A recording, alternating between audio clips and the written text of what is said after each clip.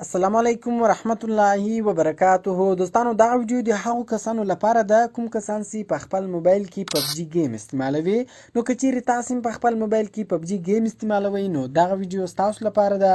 په دغه ویډیو کې تاسو د پبجي گیم یو ډیر خوندور سټینګ درښیم چې له دې سټینګ څخه تاسو ډیره زیاته پیدا اخیستلی شئ. نو ویډیو تر اخره پورې وګورئ، ویډیو له خپل دوستانو سره خامخا شیر کړئ او د داسې نورو ښایسته ښایسته ویډیوګانو لپاره زموږ چینل سبسکرایب کړئ، ځکه موږ هر ورځ دغه رقم ښایسته ښایسته ویډیوګانې په خپل چینل کې اپلوډ کوو. نو زه د ویډیو په طرف ویډیو شروع کوو. دوستانو تر ویډیو شروع کېدو مخته که چیرې تاسو ویډیو لایک کړی نه وي نو ویډیو لایک کړئ، او که چیرې تر دا وسه پورې تاسو زموږ چینل نه وي سبسکرایب کړی نو په دغه سور سبسکرایب بټن باندې کلیک وکړئ او زموږ چینل سبسکرایب کړئ او ورسره په دغه غنټې نښان باندې کلیک وکړئ او په آل باندې لازمي کلیک وکړئ تر څو زموږ هره نوې ویډیو تر تاسو پورې اول در ورسیږي. نو ګور دوستانو کله چې تاسو په خپل موبایل کې پبجي گیم کوئ نو تاسو ته په واتس اپ باندې ټیلیفونان او میسجان راځي، په میسنجر باندې ټیلیفونان او میسجان درته راځي او په ایمو باندې ټیلیفونان او میسجان درته راځي. نو هغه ستاسو گیم در خراب کړي. نو اوس په دې ویډیو کې تاسو یو سټینګ درښیم، که چیرې تاسو دغه سټینګ په خپل موبایل کې وکړئ نو بیا به ستاسو په موبایل کې صرف د پبجي انټرنیټ کار کوي، نور به د یو شي انټرنیټ هم کار نه کوي.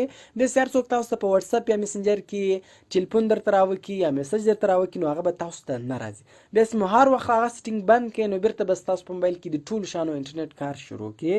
نو د پبجي والاو لپاره ډیر خوندور سټینګ ده. نو راځئ دوستانو زه اوس تاسو ته هغه سټینګ درښیم چې هغه سټینګ به تاسو په خپل موبایل کې څنګه کوئ. نو دلته به تاسو اول په خپل موبایل کې یو اپلیکیشن انسټال کړئ. د دغه اپلیکیشن نوم ده انټرنیټ بلاکر. د دغه اپلیکیشن ډاونلوډ لینک ما تاسو ته د ویډیو په ډسکرپشن کې درکړی ده. نو دغه اپلیکیشن تاسو له هغې څخه په ډیرې اسانۍ سره ډاونلوډولی شئ. کله چې بیا تاسو دغه اپلیکیشن انسټال کړئ نو سمپل به تاسو دغه اپلیکیشن خلاص کړئ. کله چې تاسو ولر دغه اپلیکیشن خلاص کړئ نو د دغه شکل دغه رقم راځي. نو دوستانو ولر به تاسو دغه اپلیکیشن په خپل موبایل کې اکټیویټ کړئ. نو پورته آن بټن ده، په دغه آن بټن باندې به تاسو کلیک وکړئ نو دغه اپلیکیشن به تاسو په موبایل کې اکټیویټ شي. نو اوس هم دلته د هر اپلیکیشن د هر سټینګ انټرنیټ ور بندوي نو هغه تاسو په ډیرې اسانۍ سره ور بندولی شئ. نو راځو اوس موږ دلته د فیسبوک میسنجر او واتس اپ انټرنیټ ور بندوو. اوس بیا موږ کله پبجي کوو نو موږ ته څوک په واتس اپ او میسنجر کې ټیلیفون نه راوکړي. نو ډیر اسانه ده. ګور اوس راځو زه د میسنجر انټرنیټ ور بندوم. ګور د میسنجر څنګه د آن بټن ده دغه به تاسو آن کړئ. کله چې تاسو دغه آن کړئ لاندې ګور راغلی وي اپ ایډیټ ټو بلاک لیست، یعنی دغه اپ وای بلاک لیست ورول و دغه میسنجر اوس انټرنیټ کار پرېښوی. دغه رقم زه د فیسبوک هم انټرنیټ ور بندوم بیا ماته د فیسبوک نوټیفیکیشن هم نشي او دغه رقم د واتس اپ او د واتس اپ بزنس ګور د دغه دواړو د انټرنیټ کنیکشن ما ور بند کړئ.